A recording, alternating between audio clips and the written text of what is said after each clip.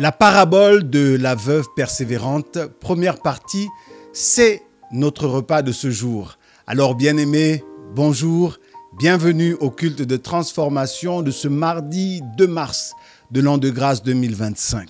Pour les ministères d'Avant-Garde Église Nouvelle, 2025 est placé sous le thème de l'amour, le thème central, le thème principal, le thème qui occupe quelque part toute la Bible.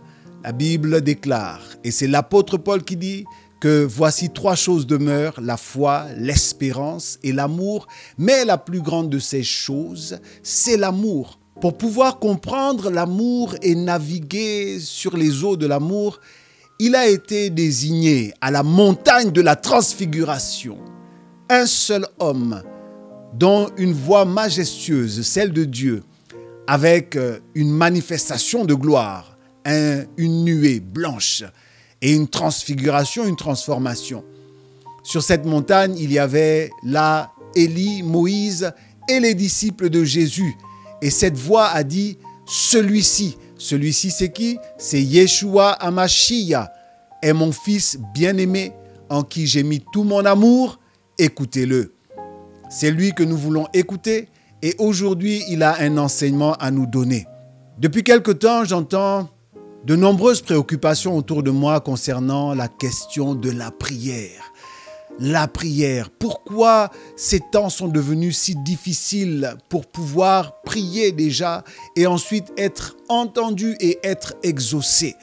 La prière est à ce point devenue problématique. C'est devenu un casse-tête. Pourquoi n'arrivons-nous pas à avoir une vie de prière? Pourquoi n'arrivons-nous pas à être exaucés dans nos prières? Nous voulons juste écouter la réponse et l'enseignement que Jésus donne au sujet donc de la prière. Avant de rentrer dans le prône de ce jour, nous allons prendre un instant pour justement prier. Abba Père, Père des miséricordes, Dieu de gloire, Père de notre Seigneur Yeshua Hamashiach, nous venons en ce jour soumettre notre entendement, soumettre les dispositions que nous avons à l'intérieur à ta grâce pour recevoir de toi l'enseignement qui va transformer notre manière de prier, qui va changer notre relation avec la prière. Père, nous voulons écouter. Bien plus, nous voulons mettre en pratique ce que nous allons écouter parce que c'est toi qui te révèles et tu t'es révélé en Jésus-Christ. Au travers de sa bouche, tu nous as donné l'enseignement qui est nécessaire pour que nous puissions avoir une relation avec toi, une communion avec toi par ton esprit. Nous prions que tu disposes favorablement ces moments afin que nous puissions recevoir et être changés. Au nom de Jésus, nous lions tout vent contraire à la manifestation de la grâce. Nous marchons sur la puissance de l'ennemi, sur les serpents et les scorpions et nous ramenons toute pensée captive à l'obéissance de Jésus-Christ. Nous marchons sur la puissance, toute la puissance de l'ennemi et rien ne va nous nuire. Merci Seigneur de bénir les vies. Merci de nous accorder cette belle grâce en ce jour. Nous nous soumettons à toi et donne Seigneur de l'autorité et de l'à-propos à mon propos. Dans le nom puissant de Jésus, nous avons prié. Amen. Nous prenons le livre de la vie, le livre qui a été écrit. Nous prenons les Écritures saintes. Nous prenons le message qui est contenu dans la Bible. Et nous sommes dans l'Évangile selon Luc au chapitre 18. Je lis à partir du 1er verset. Jésus leur adressa une parabole pour montrer qu'il faut toujours prier et ne point se relâcher. Il dit, « Il y avait dans une ville un juge qui ne craignait point Dieu et qui n'avait point d'égard pour personne. Il y avait aussi dans cette ville une veuve qui venait lui dire « Fais-moi justice de ma partie adverse. » Pendant longtemps, il refusa. Mais ensuite, il dit en lui-même « Quoique je ne craigne point Dieu et que je n'ai d'égard pour personne, néanmoins parce que cette veuve m'importune, je lui ferai justice afin qu'elle ne vienne pas sans cesse me rompre la tête. » Le Seigneur ajouta « Entendez ce que dit le juge inique. Et Dieu ne fera-t-il pas justice à ses élus qui crient à lui jour et nuit et tardera-t-il à leur égard? Je vous le dis. » il leur fera promptement justice. Mais quand le Fils de l'homme viendra, trouvera-t-il la foi sur la terre? Comme cela a été annoncé en introduction, aujourd'hui nous parlerons de la première partie. Et la première partie de cette parabole concerne le premier verset. Dans le premier verset, il est dit que Jésus adresse à la foule une parabole pour enseigner qu'il faut toujours prier et ne jamais se relâcher. Voici ce premier verset que nous allons étudier ensemble pour poser le cadre, pour poser le contexte et comprendre l'importance de ce qui va être dit. Rappelons-nous que nous cherchons à comprendre pourquoi de nos jours il est difficile de prier et difficile d'obtenir l'exaucement dans nos prières. Et c'est pour cela qu'aujourd'hui le Seigneur nous accorde la grâce, la portion de grâce qui nous est réservée aujourd'hui pour comprendre quelque chose qu'il a enseigné lui-même. Jésus utilise une parabole. Parlons d'abord de ce que c'est que la parabole, vu que nous voulons poser le cadre. La parabole est une figure de rhétorique. Le mot rhétorique veut simplement dire argumenter, argumentation.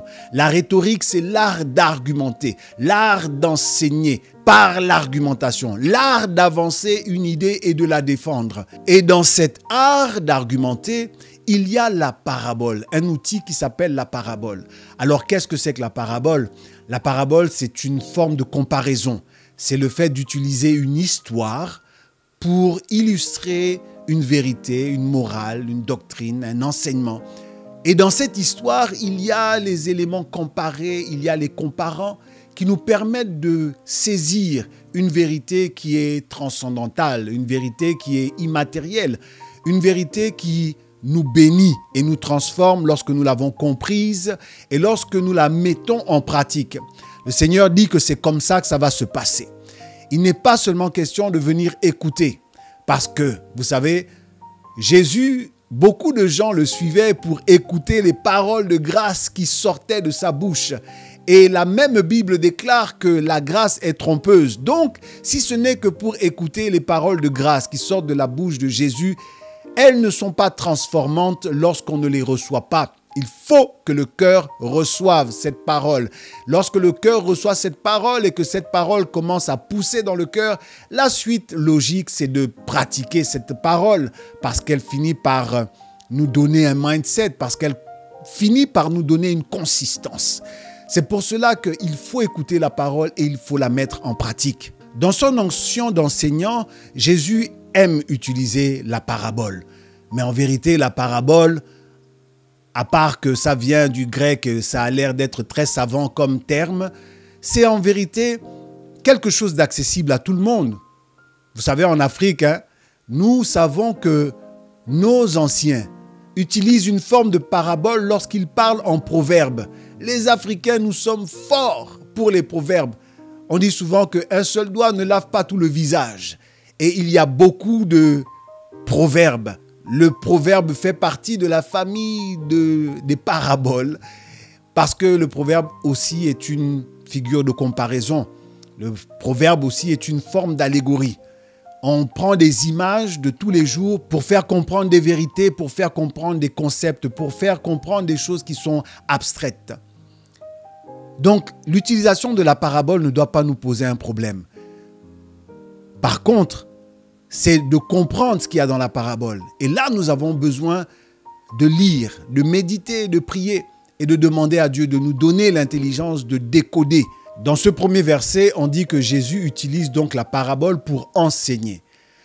Enseigner, c'est simplement modeler les esprits, c'est façonner les esprits, c'est conférer un mindset aux esprits, c'est les façonner de manière à ce qu'ils puissent ressembler à un projet que l'on a.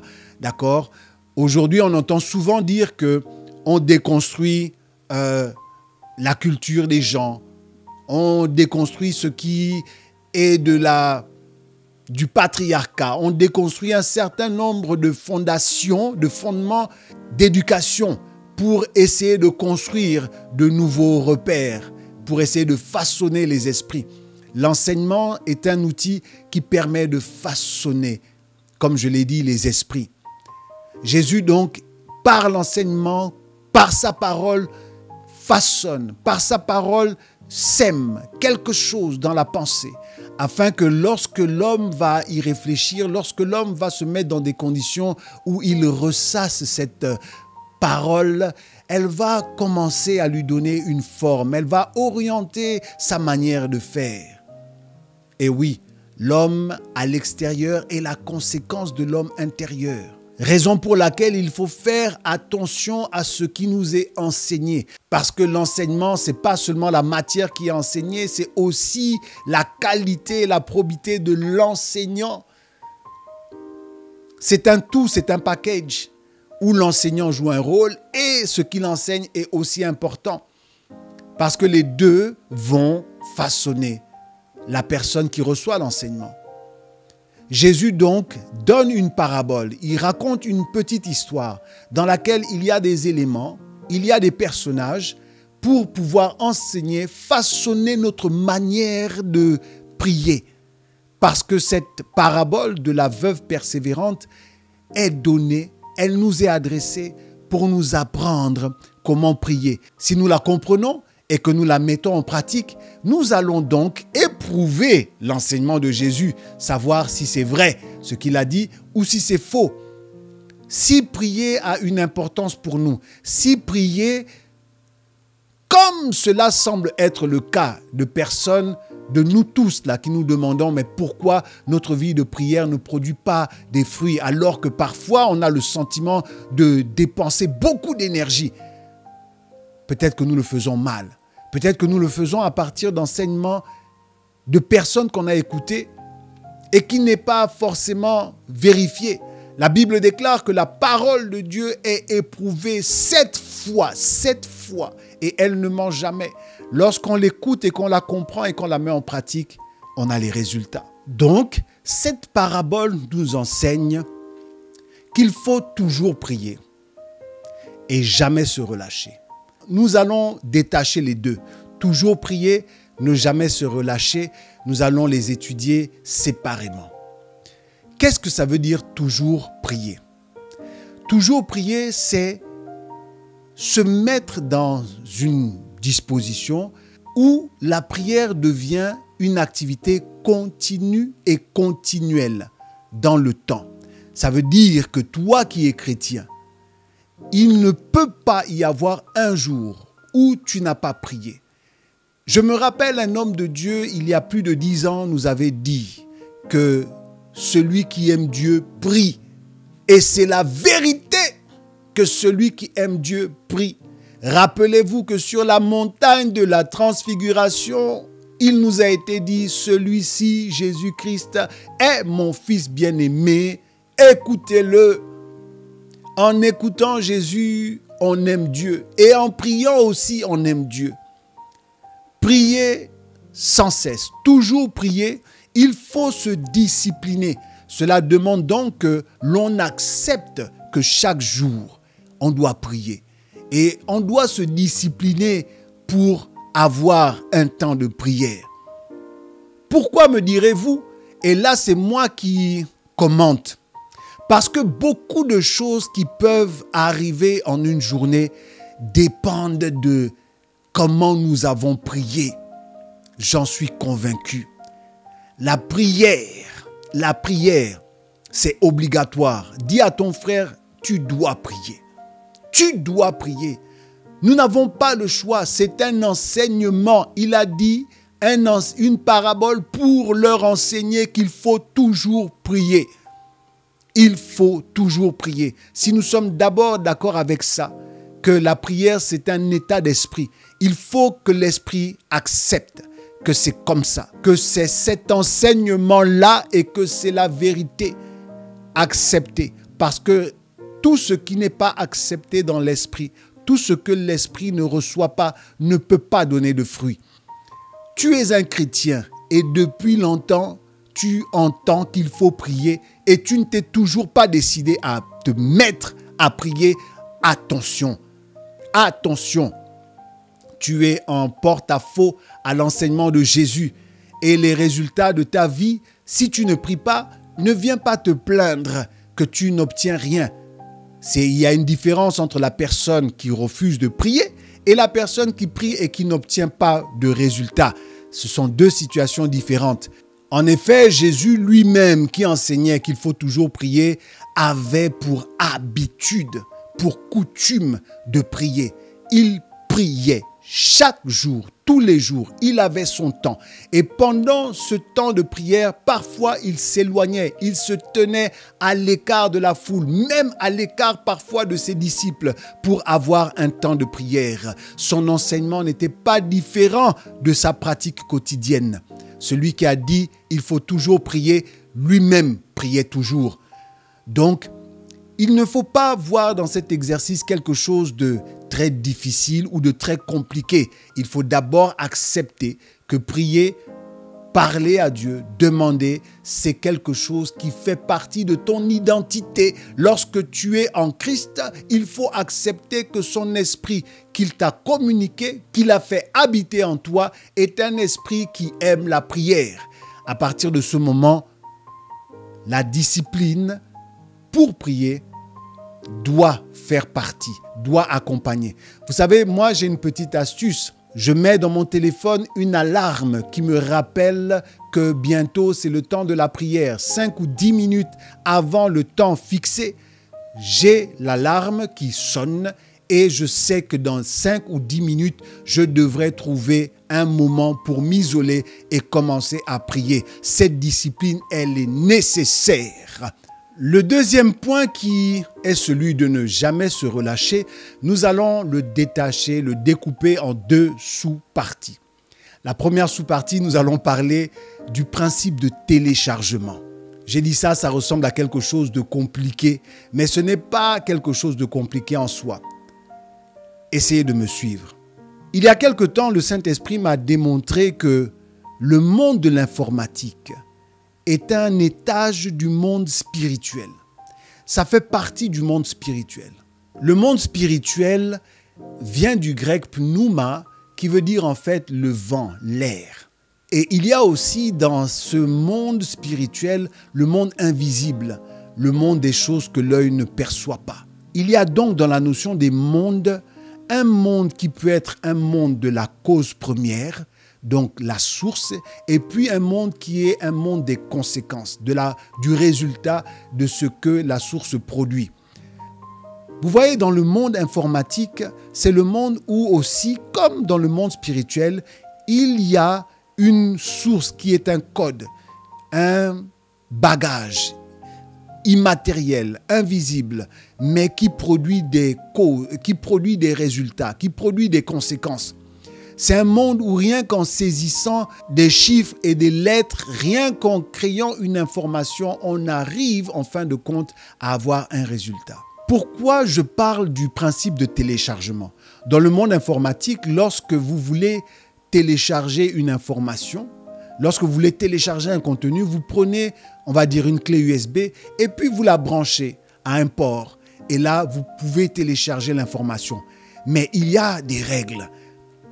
Combien de fois vous avez essayé de télécharger un contenu et lorsque le contenu n'est pas téléchargé à 100%, c'est comme si vous ne l'aviez pas téléchargé en vérité.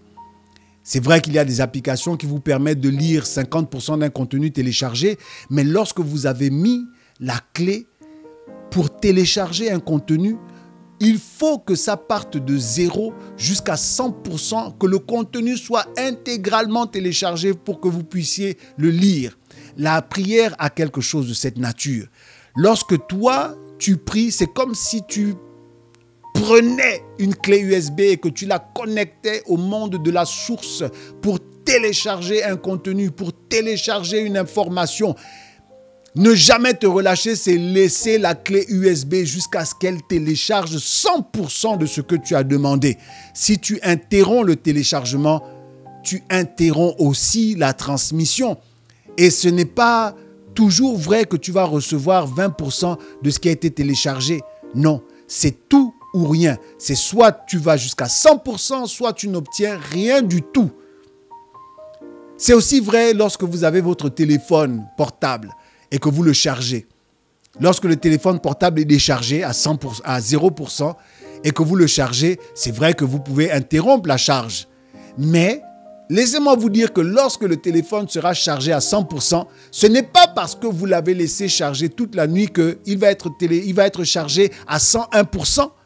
Jamais. La charge maximale, c'est 100% et c'est 100%. C'est comme ça, ne jamais se relâcher. C'est commencer la prière, aboutir la prière lorsque tout ce qui est demandé dans la prière a été téléchargé. Une des conséquences de ce principe de téléchargement, c'est que le temps pour obtenir l'exaucement dépend en fait du volume à télécharger, dépend de la taille de ce qui doit être téléchargé.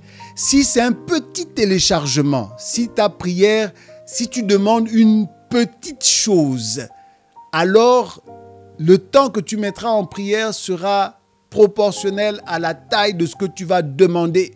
Si je prends ma clé USB et que je veux télécharger un contenu qui a seulement quelques mégaoctets, le téléchargement va se faire rapidement. Mais si le contenu est volumineux, s'il se compte en gigaoctets ou en téraoctets, le temps de téléchargement va être long. Ça, ce sont les règles du principe de téléchargement. Et la prière est comme ça aussi. Ce que nous ignorons en général, c'est la taille, le volume de ce que nous demandons. C'est ça parfois qui nous échappe. Parfois, nous avons le sentiment que ce que nous avons demandé est une petite chose, alors que c'est une chose volumineuse. Et parfois, nous pensons que ce que nous avons demandé est grand, alors que c'est une petite chose que nous avons demandé. C'est ce qui nous perturbe pour savoir quel est le temps que nous devons consacrer dans la prière pour obtenir l'exaucement. Je vais prendre un exemple. Les fils de Zébédée, c'est-à-dire Jacques et Jean qui étaient disciples de Jésus, un jour sont venus accompagnés de leur mère. Et ils sont venus demander à Jésus, surtout la mère. Vous savez, j'aime beaucoup les mères parce que les mères ont toujours à cœur la condition de leurs enfants, surtout de leurs fils. Les mères et les filles, les relations sont tendu quand même, il faut se dire la vérité. Mais avec les filles, c'est vraiment une relation d'amour. Mais bon, bref, je ferme la parenthèse. Elle vient demander à Jésus que lorsque tu seras rentré dans ta gloire, lorsque tu seras établi roi d'Israël, parce qu'elle pensait que Jésus était venu pour être couronné roi d'Israël, elle lui dit donc, lorsque tu seras assis sur ton trône, que l'un de mes fils soit assis à ta gauche et l'autre à ta droite. Et Jésus va dire, vous ne savez pas ce que vous demandez. Oui, parfois nous ne savons pas ce que nous demandons. Nous ne savons pas si c'est quelque chose de grandiose ou si c'est quelque chose de petit. Lorsque la mère est venue, elle a demandé cette grâce en se disant que c'est quelque chose qui peut être fait. Et Jésus va dire qu'il y a cependant une condition. Est-ce que vous ferez ceci ou est-ce que vous serez capable de cela? Et ils vont répondre oui. Et Jésus va dire, c'est vrai que vous allez avoir part à mes souffrances. Mais pour ce qui est de savoir qui sera assis à ma droite ou à ma gauche, cela relève de la volonté du Père seul. Et cela est réservé à ceux à qui il a réservé cela. En d'autres termes, il y a donc ce que je disais tantôt. Parfois, on ne sait pas quel est le volume de la chose à télécharger. Et parfois, les conditions, le prix à payer dans la prière. Et parfois, il faut aussi évaluer et savoir si ce qui est demandé nous revient ou ne nous revient pas. Dieu me met à cœur de parler à quelqu'un qui se dit en lui-même que il a tout pour devenir président, comme lorsque Jésus a dit, est-ce que vous êtes capable de ceci ou de cela? Ils ont dit oui. Oui, à l'intérieur de toi, tu as les capacités, tu as la patience, tu as des compétences, tu as le profil, tu as l'art de parler et de convaincre. Mais est-ce que ce fauteuil présidentiel t'est réservé? Il faut savoir, il n'y a qu'un seul fauteuil présidentiel pour plusieurs candidats. Et un seul finira par devenir président. Et ce seul-là est une place qui est réservée, une place que Dieu sait à qui il a réservé cette place. Ne pas savoir ce que l'on demande et parfois demander des choses qui sont réservées à d'autres font partie de ce qu'il y a aussi dans la prière et dans le fait de ne pas se relâcher. Le deuxième sous-point de ne jamais se relâcher nous est donné dans Proverbe 18 au verset 9. Il est écrit que celui qui se relâche dans son travail est le frère de celui qui détruit. Lorsque tu penses à tout le temps que tu as déjà mis, il ne faut pas te relâcher pour être ressemblant à celui qui détruit. Il y a aussi dans le fait de se relâcher, le fait de demander beaucoup de choses à la fois. Dans le principe de téléchargement, c'est vrai que vous pouvez télécharger plusieurs éléments à la fois dans votre clé USB, mais plus vous allez télécharger des éléments, plus la durée sera longue. Et si à un moment donné, vous êtes fatigué, parce que c'est dans notre nature, c'est dans notre condition humaine de se fatiguer à un moment donné. Si vous êtes fatigué, vous n'aurez que ce que vous avez obtenu dans le téléchargement à 100%. Chaque contenu qui aura été téléchargé à 100%, vous l'aurez. Mais les autres contenus qui n'auront pas été téléchargés, vous les perdrez. C'est pourquoi, dans la deuxième partie, lorsque nous allons nous intéresser au contenu de la parabole, nous allons voir que cette femme est venue demander une seule chose. Et ce que je suggère, c'est que pour apprendre à prier, il faut commencer d'abord à insister avec une seule requête dans la prière, jusqu'à l'obtenir. Jusqu'à l'obtenir, ne pas se relâcher. Ça sera un très bon labo, ça sera un très bon travail pratique pour ensuite attaquer 2 sujets de prière, 3 sujets de prière. Lorsque ces principes auront déjà été intégrés avec un sujet de prière, lorsque nous aurons déjà eu des victoires avec un sujet de prière, un exaucement avec un sujet de prière, alors nous allons trouver de l'assurance. Satan, justement, combat cette assurance. C'est pourquoi il y a du désordre dans notre manière de prier. Parce qu'il sait qu'un chrétien qui a une vie de prière exaucée est un chrétien rempli d'assurance. Et un chrétien rempli d'assurance fait d'énormes dégâts dans le camp de l'adversaire. Un chrétien rempli d'assurance a quasiment du 100% de réussite dans ce qu'il fait. Parce qu'il a appris à travailler cette réussite dans la prière. Mais après tout ceci, vous me demanderez, mais pasteur, finalement, c'est quoi la prière? Je n'ai pas envie de donner une longue définition philosophique compliquée. Je vais m'appuyer sur des choses simples qui sont dans la Bible et que le Saint-Esprit m'a enseigné. La prière est transactionnelle. La prière, c'est le fait d'être dans une communion, une communication avec le monde invisible, avec le monde spirituel. C'est avec la prière que l'on arrive sur le marché des grâces dans le ciel. C'est avec la prière que l'on peut acheter les grâces, mais des grâces qui ne coûtent pas, qui ne sont pas des grâces à prix d'argent, mais à prix de prière. C'est des grâces qui, comme je l'ai dit, doivent être téléchargées. C'est de 0 à 100 pour obtenir la grâce. Ce n'est pas de 0 à 50. Je vais terminer en donnant un exemple. Il y a 2 ans, j'étais en train de prier pour un sujet que j'avais à cœur. Et dans mon esprit, je voyais 72 heures de prière. Que pour obtenir cela, il fallait faire 72 heures de prière. Et j'étais parti, j'étais bien lancé. Chaque jour, j'avais une discipline. Début janvier 2023, j'ai commencé à prier. Et tous les jours, j'étais fidèle à mon poste, en train de prier. À un moment donné, je pense que j'avais dépassé les 50 heures. J'ai vu en vision une balance. Une balance qui ressemblait à l'outil que ma grand-mère maternelle avait parce qu'elle était commerçante. Elle vendait de la viande à l'étal. Et elle avait cette balance. Il y avait des poids d'un côté, il y avait les 2 plaques Et puis, elle mettait la viande. Lorsque un client venait pour demander, je ne sais pas, 2 kilos de viande, elle découpait la viande, elle mettait la viande d'un côté et elle mettait les poids de l'autre côté. Ça lui permettait de savoir si c'était 2 kilos de viande ou plus de 2 kilos de viande ou moins de 2 kilos de viande qu'elle avait à vendre. Et j'ai vu quelque chose de cette nature. Sur un côté, il y avait un corps lumineux, quelque chose qui était vraiment lumineux. Et de l'autre côté, il y avait des poids. Il y avait des petits poids, des poids moyens, des poids de plus grande taille et puis des poids costauds un peu reculés qui n'étaient pas sur la balance. Sur la balance, il y avait petit, un moyen et puis un poids un peu gros. Et il y avait une grâce. Et les deux étaient comme à l'équilibre. C'est vrai que la balance penchait un peu plus du côté des poids, mais légèrement plus. Sinon, c'était un quasi-équilibre.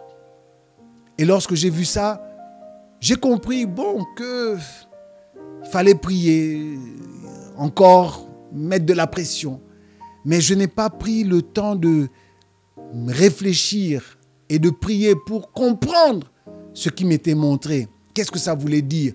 Pourquoi il y avait des poids de tailles différentes et de formes différentes? Mais alors que je me rapprochais des 72 heures, il y a eu un événement qui m'a beaucoup impacté. Et lorsque cet événement s'est produit dans la vie de ma famille, cela a coupé mon élan de prière. Et j'ai eu du mal à m'en remettre, surtout à me remettre à cette discipline de prière. Il y a quelque temps, le Seigneur m'a révélé des choses profondes que nous allons partager ensemble dans le cadre de Magen. Et nous allons tous être des spectateurs de la grâce de Dieu et de sa puissance, de sa capacité à faire toutes choses bonnes en son temps. C'est aujourd'hui la fin de la première partie de la parabole de la femme persévérante. Si vous voulez en savoir plus, nous nous donnons rendez-vous à la partie 2. Ne manquez pas cela. Vous allez découvrir ce que le Seigneur m'a enseigné sur ce que les poids représentaient. Et nous allons entrer de plein pied dans l'enseignement de cette parabole. Nous allons comprendre ce qu'est le juge inique, pourquoi une veuve et la conclusion de cet enseignement. Que le Seigneur vous soit favorable chez vous. Je prie que nous soyons nombreux déjà à ce rendez-vous d'aujourd'hui et au rendez-vous de la semaine prochaine. Que Dieu vous bénisse chez vous, que vos eaux soient bénies, que vos greniers soient bénis, qu'il ne manque pas de nourriture dans vos maisons. Je suis votre hôte, le pasteur Ske, et nous nous disons à la semaine prochaine. Paix et grâce. Amen.